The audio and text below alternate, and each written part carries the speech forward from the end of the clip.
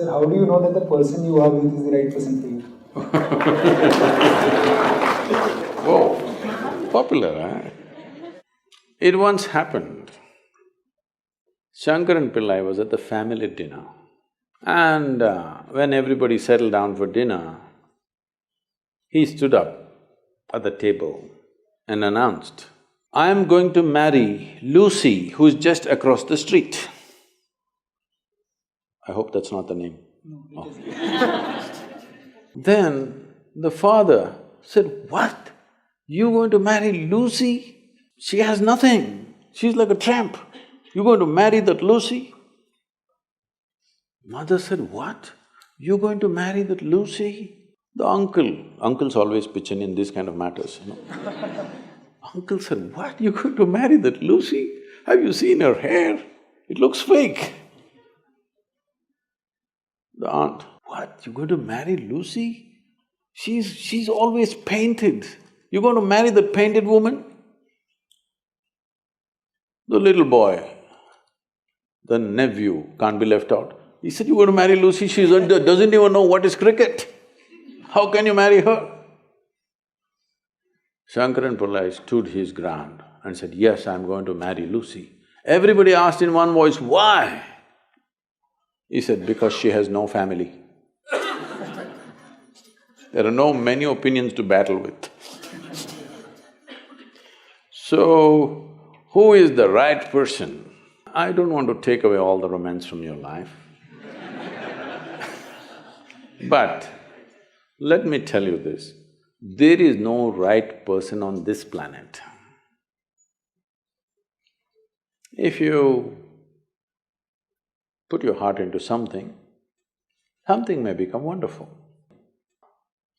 Is it the right thing? There's no right thing. Nobody ever found the right person anywhere, okay?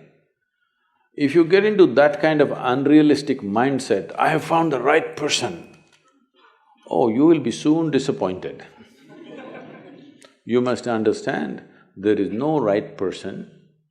First thing is to see whether I am the right person.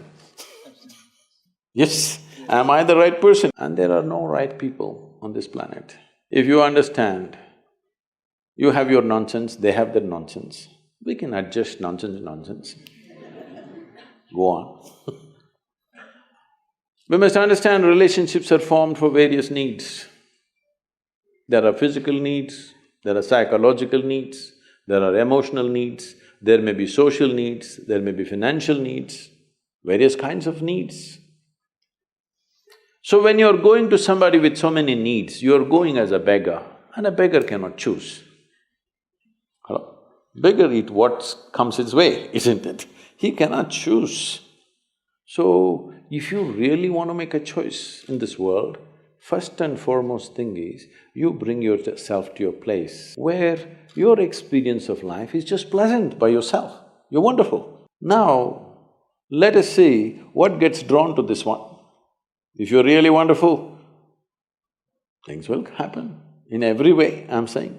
In terms of career, in terms of marriage, in terms of relationships, the best will happen to you because you made yourself like this. Instead of trying to work on somebody and fix them, if you work upon yourself and make you so wonderful that everybody wants to be with you, then there is a choice.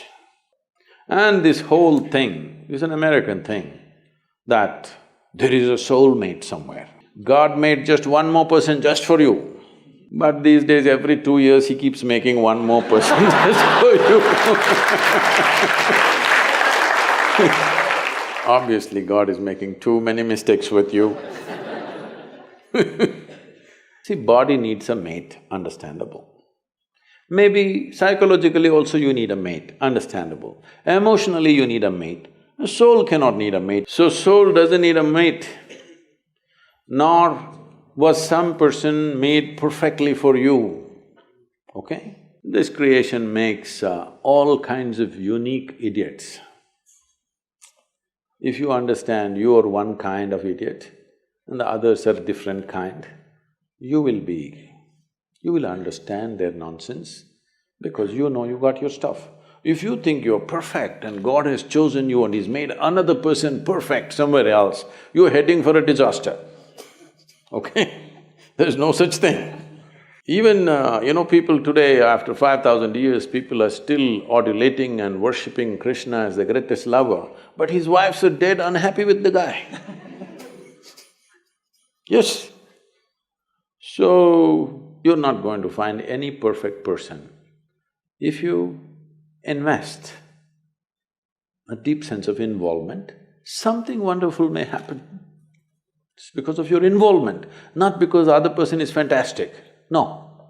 Even if you choose a fool, actually it's easy that way.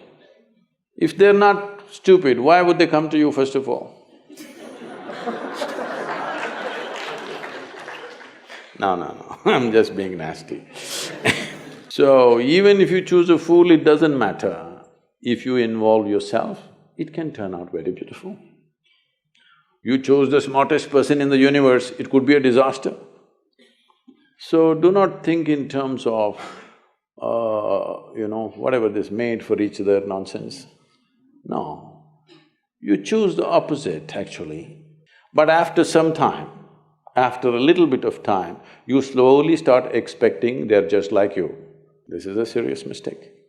Because if one more person becomes just like you won't be able to bear with them for 2 days. Hello? Please tell me. If there's one more person just like you at home, could you live there? You're glad they're different. It's wonderful, nobody is like you, isn't it? Nobody is like you on this planet. Try and see. Nobody is like you, and that's good. Don't look for sameness, not necessary. It's a difference which makes the… because of the difference you tango, not otherwise